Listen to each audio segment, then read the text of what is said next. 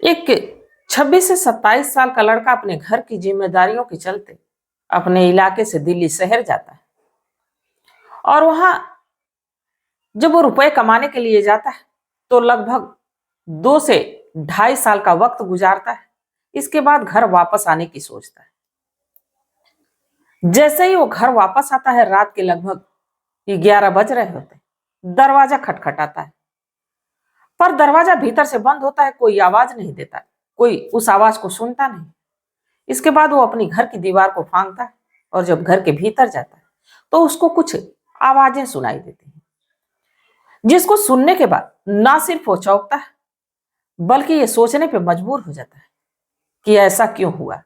दरअसल उस घर के भीतर से एक महिला, जो कि यही कह रही होती है कि देवर जी, आज मेरे मन की सारी हसरतों को पूरी कर दो, क्योंकि कल मेरा पति आ जाएगा।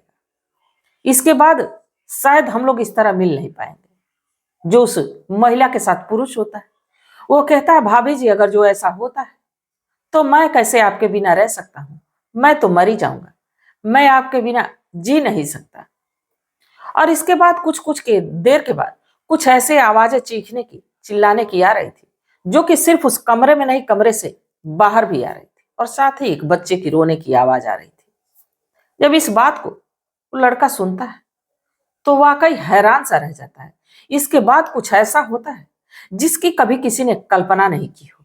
तो आखिर ये क्या मामला था और उस घर के भीतर ये महिला और पुरुष कौन थे? तो इसको जानने की कोशिश करते हैं, इसको समझने की कोशिश करते हैं कि आखिरकार क्या हुआ। इसके लिए वीडियो में हमारे साथ अंत तक बने रहिएगा। नमस्कार, मैं सावित्री यादव यस के क्राइम सफर में आप सभी का स्वागत करती हूँ। उम्मीद है यस के क्राइम सफर की सारी फैमिली अच्छी होगी, अपना ख्याल रख रही होगी।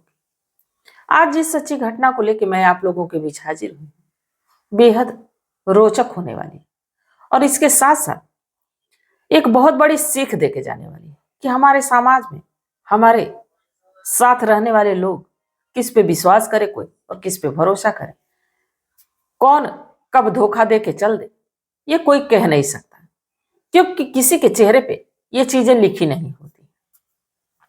तो घटना की शुरुआत करूं उससे पहले जितने भी हमारे साथी, जितने भी हमारे दोस्त मित्र चैनल पे नए आए होंगे, सबसे एक ही गुजारिश है, एक ही रिक्वेस्ट है कि चैनल को सब्सक्राइब कर लीजिए और ज्यादा से ज्यादा शेयर करिएगा। और आप लोगों का एक लाइक मेरा हौसला बढ़ाता है और मेरी भी एक कोशिश रहती है कि दूर दराज की जो भी खबरें हो, जो भी छोटी बड़ी जानकारी हो, आप लोगों तक पहुंचाती रहूं। तो चलिए ज्यादा बात ना करते हुए आज की घटना की शुरुआत करते हैं। दरअसल आज की जो घटना है राजस्थान प्रदेश का एक जिला लगता है झालावाड़, और इसी का एक गांव लगता है मंडोलिया। और इसी मंडोलिया गांव में एक परिवार जिसके मुखिया होते हैं लाला राम। लाला राम की पत्नी का नाम आशा देवी। इनके दो बेटे रहते हैं, तेजराम जिसकी उम्र 23 साल और छक्की राम जिसकी उम्र 25 साल। दोनों मेहनती तो रहते हैं पर पढ़ाई लिखाई में इनका मन नहीं लगता। लाला राम का सोच ये था कि जैसे मैं मेहनत मजदूरी करता हूं वैसे मेरे बेटों को ना करना पड़े, वो पढ़ लिख जाए। पर ये खास पढ़ते नहीं है, 8वीं 10वीं की पढ़ाई के बाद ये छोड़ देते हैं। और जो छक्की राम होता है वो मेहनत मजदूरी का काम करने लगता है, और जो तेज राम कुछ बकरियों को चराता है और जिसे ये दिन भर जंगलों में रहता। अब वक्त गुजर रहा था। अब लाला राम को ये लग जाता है कि अब बेटे पढ़ेंगे लिखेंगे नहीं, इनकी उम्र अब शादी की हो गई। तो अब ये सोचने लगते हैं कि क्यों ना छक्की राम की शादी कर दी जाए। इसके बाद हो सके वो जिम्मेदारियों को देखेगा और हो सके कुछ अच्छा काम दाम भी करने लगे। इसके लिए वो लड़की की तलाश में लग जाते हैं। तभी एक बिचौलिया व्यक्ति एक रिश्ता बताता है। कहता है कि लड़की तो बेहद खूबसूरत है, पर वो बड़े घर की है और इसके साथ साथ उसे अच्छे जेवर देने पड़ेंगे, बारात अच्छे से लेके जानी पड़ेगी। जिसके लिए लाला राम तैयार हो जाते हैं। कहते हैं कि तुम शादी कराओ, मैं जो भी होगा वो देख लूंगा। अब इस लड़की की शादी छक्की राम से तय होती है। उस लड़की का नाम काजल होता है। काजल की उम्र लगभग 20 साल, देखने में बेहद हसीन और बेहद खूबसूरत। छक्की राम और काजल की जब शादी होती है तो जो लाला राम है घर की उसकी कुछ पुश्तैनी जमीन रहती है उसको गिरवी रखता है और छक्की राम की शादी बड़े धूमधाम से करता है। काजल दुल्हन बन के छक्की राम के पास आ जाती है। अब बड़े खुशियों का माहौल रहता है घर में, एक नई नवेली दुल्हन आ गई रहती है, सब कुछ अच्छा चलने लगता है।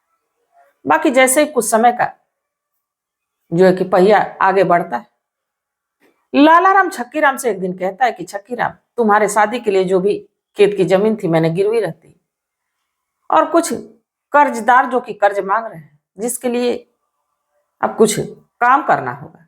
छक्की राम कहता है कि पिताजी, अगर जो आप हमारी शादी के लिए कर्ज लिए हैं तो मैं भी कोशिश करूंगा कि कर्ज जल्द से जल्द भर दूं। इसके लिए मुझे अब अपने इलाके से दूर जाना पड़ेगा, इसके लिए मैं दिल्ली जाना चाहता हूं। अब लाला राम से पूछ के छक्की राम दिल्ली जाता है और दिल्ली जाके वो इस कंपनी में नौकरी भी पा जाता है और जब नौकरी पा जाता है पैसे भेजने लगता है तो इधर घर की सारी जरूरतें पूरी होने लगती है, सब कुछ अच्छा चलने लगता है। बाकी जैसे ही कुछ वक्त गुजरता है, इधर काजल जो है उसको तन्हाइयां अब काटने को दौड़ने लगती है। वो घर के काम काज से जब भी खाली होती तो बार बार छक्की लाल को याद करती और बार बार यही सोचती कि मैं तो सोच के आई थी कि जो मेरे सपनों का राजकुमार होगा मुझे समय देगा, मेरे साथ वक्त गुजारेगा, पर वो तो मुझे छोड़ के चला ही गया। और इधर जो छक्की राम का भाई है तेज राम, देखने में बेहद हैंडसम, 23 साल का बाका जवान, जो कि दिन भर जंगल में बकरियों चराने का काम करता, शाम को घर आता। अब काजल की नजर जब तेज राम पे पड़ती है तो अब उससे नजदीकियां बढ़ाने लगती है, उसके जो है कि खाने पीने का ध्यान रखने लगती है, उसके करीब आने की कोशिश करने लगती है। तेजराम इस बात को ज्यादा समझ नहीं पाता, पर काजल तेजराम को लेके कुछ ज्यादा ही सोचने लगती है। एक दिन काजल तेजराम के कमरे में रात के समय जाती है और कहती है कि देवर जी मुझे बड़ा ही डर लग रहा है। उसके बगल में जाके सो जाती है। इसके बाद अब उसके अंगों के साथ कुछ छेड़छाड़ करने लगती है। अब इधर तेजराम भी एक तरह से मानिए तो जवान लड़का है, कुछ देर तो इन बातों को इग्नोर करता है, बाकी कुछ देर के बाद वो अपने आप को रोक नहीं पाता, अपना आपा खोता है। इसके बाद काजल के साथ शारीरिक संबंध बना लेता है। अब एक बार ये सिलसिला शुरू हुआ तो फिर रुकने का नाम नहीं रहता, पूरी रात ये सिलसिला चलता है। अगले दिन काजल बड़ी ही खुश रहती है। अब काजल जो है तेजराम का कुछ ज्यादा ही ध्यान रखने लगती है। अब इधर तेजराम जल्दी जंगल में बकरियों को लेके जाता और शाम होने से पहले ही बकरियों को लेके घर चले आता, क्योंकि अब इधर जो तेजराम है वो भी काजल के साथ बड़ा ही खुश रहने लगता है और ये सोचने लगता है कि कल को अब हमारी भी शादी होगी, हमारी भी पत्नी होगी, हमारे भी बच्चे होंगे, हमारा भी परिवार होगा, हमारा भी ऐसे ही ख्याल रखा जाएगा जैसे भाभी रखती है। और देखते देखते वक्त गुजरने लगता है। बाकी अब काजल और तेजराम इतने नजदीक आ जाते हैं कि दोनों पति पत्नी की तरफ जिंदगी जीने लगते हैं, वक्त गुजरने लगता है। बाकी एक दिन जैसे ही काजल इस तेजराम के कमरे में जाती और इसके बाद दोनों जब शारीरिक संबंध बनाने लगते हैं तो कुछ आवाजें बाहर भी जाने लगती, जो कि लाला राम सुनता है। और लाला राम जब सुनता है तो इन आवाजों का पीछा करता है और दरवाजे के दराज से फांक से जब झांकता है तो देखता है कि उसकी बहू काजल और उसका छोटा बेटा तेजराम दोनों आपत्तिजनक स्थिति में एक दूसरे के साथ संबंध बना रहे। वो आता है, तुरंत अपनी पत्नी आशा देवी से बात कहता है। आशा देवी कहती है कि देखो एक घर की बात है, अगर जो हम लोग किसी से कहते हैं या इनको रोकने की कोशिश करते हैं तो हो सके ये कोई तिरिया चरित्र खेल खेल जाए और हमें भी ये अलग कर दे, तो अब बुढ़ापे में कौन हमारा सहारा बनेगा। जो जैसा चल रहा है उसको वैसे चलने दो। वक्त गुजरते रहता है और लगभग 2 साल का वक्त गुजर जाता है। उधर छक्की राम रुपए कमा के घर भेज रहा है जिससे कि परिवार अच्छे से चल सके, सारे कर्ज भर दिए। अब जैसे 2 साल का वक्त गुजरता है, इधर जो काजल है वो एक बेटे की मां भी बन जाती है। अब इस बात की सूचना छक्की राम को लगती नहीं है, क्योंकि महीने 2 महीने पे छक्की राम अपने माता पिता से बात कर लेता, कभी कदार काजल से भी बात कर लेता, पर काजल उतनी ही बात करती कि जितनी की जरूरत होती। हाल चाल पूछती, इसके बाद फोन रख देती, क्या हो रहा है, क्या कैसे हो रहा है, कुछ बताती नहीं। अब एक दिन छक्कीराम कहता है कि मैं सोच रहा हूं कि घर वापस आ जाऊं। जैसे ये बात कहता है, लाला राम और आशा देवी तो बड़े खुश होते हैं। बाकी जब ये बात काजल को पता चलती है तो काजल बड़ी दुखी हो जाती है। वक्त गुजरने लगता है। अब उसे पता चल जाता है कि इस डेट पे छक्कीराम आने वाला है। अब जब काजल डेट पता उसको चल जाता है कि वो आने वाला है, तो वो तेजराम को कहती है कि ऐसा है कि आज रात मेरे कमरे में जल्दी ही थोड़े चले आना। जैसे ही शाम होती है, तेजराम खाना खाता है। इसके बाद जब लाला राम और आशा देवी सो जाते हैं, इसके बाद जो तेजराम है अपनी भाभी काजल के कमरे में जाता है। और जब कमरे में जाता है तो पहले तो काजल तेजराम को पकड़ कर रोने लगती है और कहती है कि ऐसा है कि कल तो तुम्हारे भैया घर आ जाएंगे, इसके बाद शायद ही अब हम लोग इस तरह मिल पाएंगे, क्योंकि पत्नी तो मैं उनकी ही हूं। अब जब ऐसा तेजराम सुनता है तो तेजराम भी रोने लगता है, क्योंकि कहीं ना कहीं अब काजल से इन 2.5 सालों के बीच में ये तेजराम भी काजल से प्यार करने लगा था। अब दोनों एक दूसरे के साथ लिपट के रोते हैं, फिर बातचीत करने लगते हैं। इसके बाद दोनों एक दूसरे के करीब थे, एक दूसरे के साथ पति पत्नी की तरह रह ही रहे थे। अब वो एक दूसरे के साथ शारीरिक संबंध बनाना शुरू करते हैं। रात के लगभग 11 बज रहे थे और तभी ये जो छक्कीराम है वो ट्रेन के बजाय बस से ही अपने इलाके के बेसिक स्टॉप पे उतरता है, घर पहुंचता है। घर का दरवाजा खटखटाता है, बाकी भीतर से कोई आवाज नहीं आती तो सोचता है कि क्यों ना सरप्राइज दूं। घर की दीवार फांदता है और घर के भीतर जब जाता है तो उसे एक कमरे से आवाज आ रही होती है।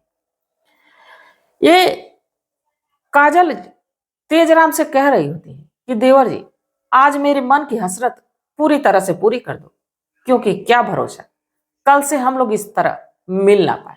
इसके बाद जो तेजराम है कह रहा है, भाभी ऐसा मत कहो, तुम्हारे बिना तो मेरा कोई वजूद ही नहीं है और मैं तो तुम्हारे बिना तड़प तड़प के मर जाऊंगा। और तभी छोटे बच्चे की रोने की आवाज आती है।